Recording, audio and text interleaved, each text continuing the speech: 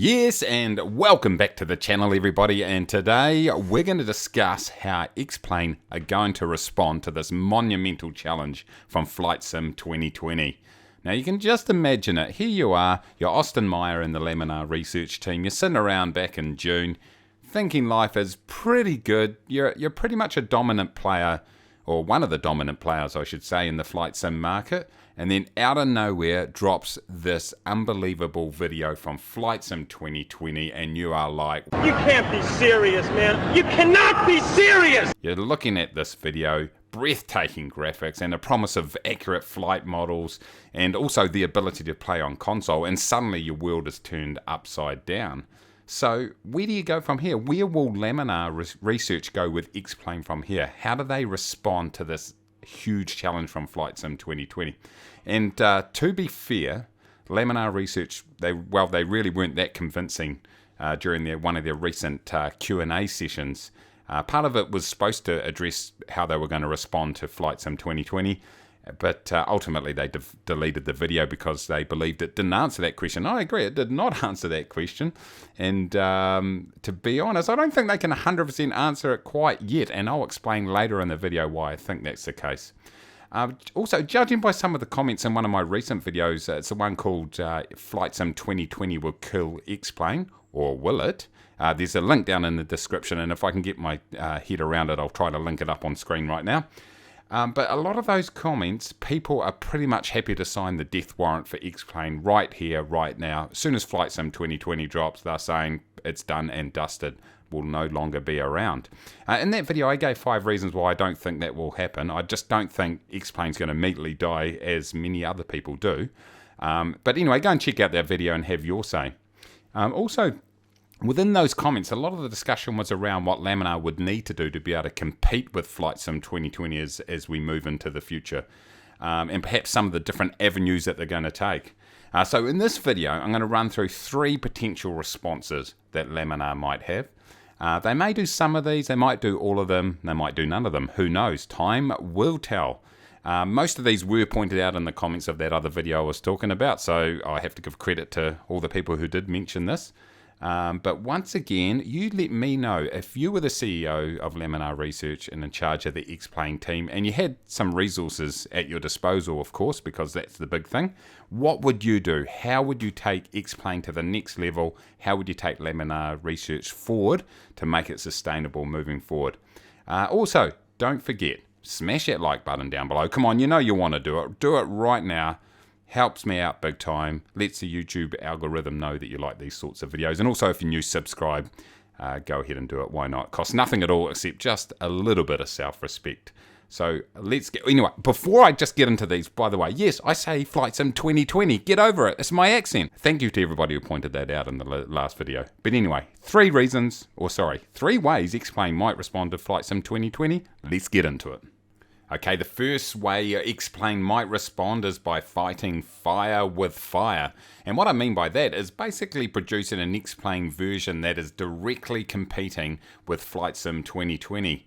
So, as I mentioned earlier, X-Plane still don't really know what they're competing against. Now, they know some of the main things, obviously, but on a week-by-week basis, there seems to be updates coming out showing new aspects of Flight Sim 2020. And until the product is finally established and released, they still don't know the magnitude of the challenge.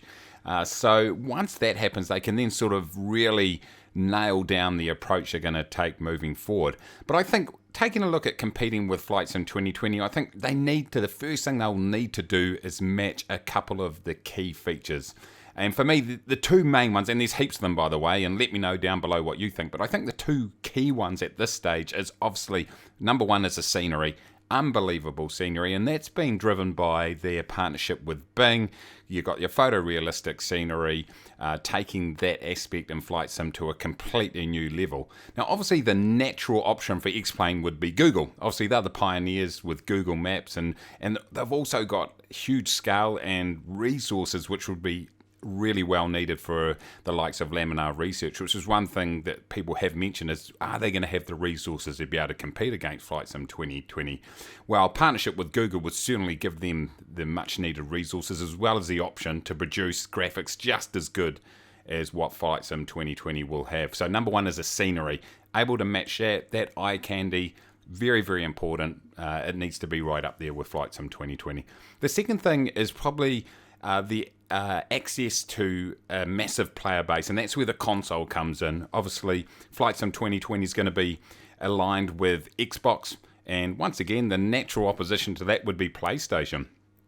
And you can imagine it then, a big tech off, if you like. That's probably not the right way of saying it, but basically you've got Bing and Xbox in one corner, Google and PlayStation in the other, with X-Plane on the end of it. And what you're probably going to see is some pretty huge innovation coming to the fore. I mean, you think about VR, what's the next step after that? You know, in the future, it could really develop into a really amazing platform for flight simmers. So from there, once I've matched the key features of Flight Sim 2020, they need to then hone in on what are the things that Flight Sim 2020 doesn't do quite as well.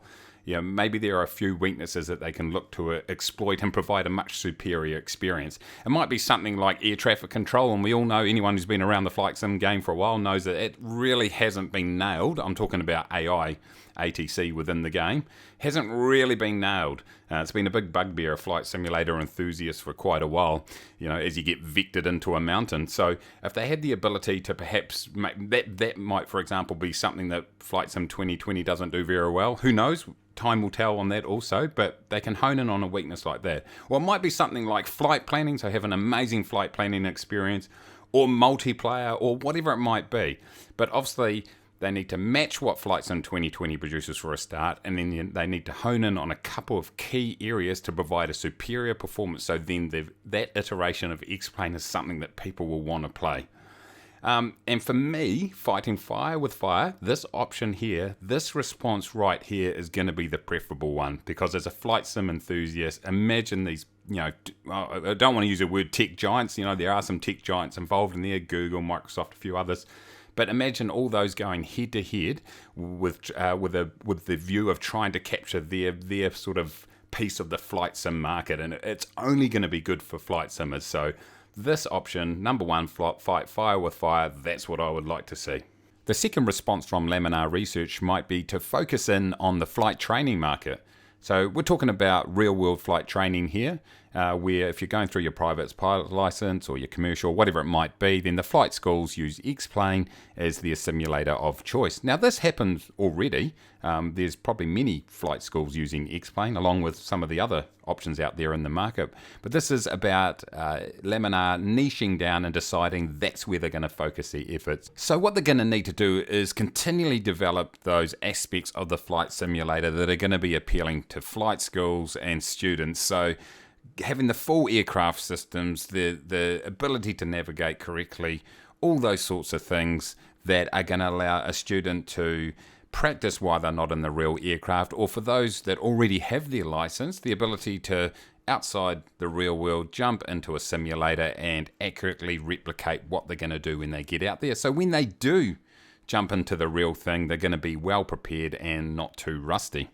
So that's one option. And the second sort of part of that is maybe look more into the commercial side of flight. So obviously they've already got Xavion by Austin Meyer, which is the FS system, which is the electronic flight instrument system that they use. Or they might even go bigger than that and look to partner organizations with a full level flight simulator. So we're talking commercial level flight sims which are used to train airline pilots.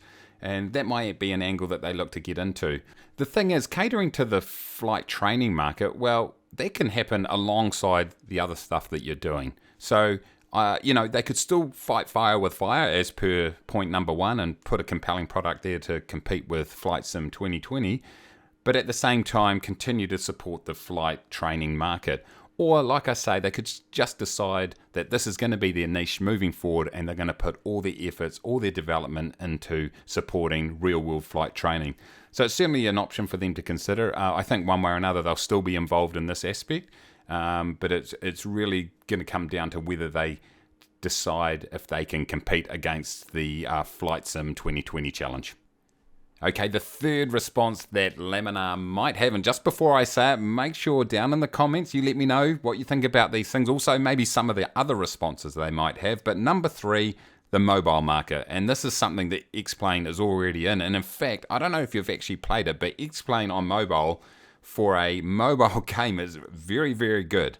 It's an excellent representation, and as far as I can see, the best flight simulator on mobile by a long way.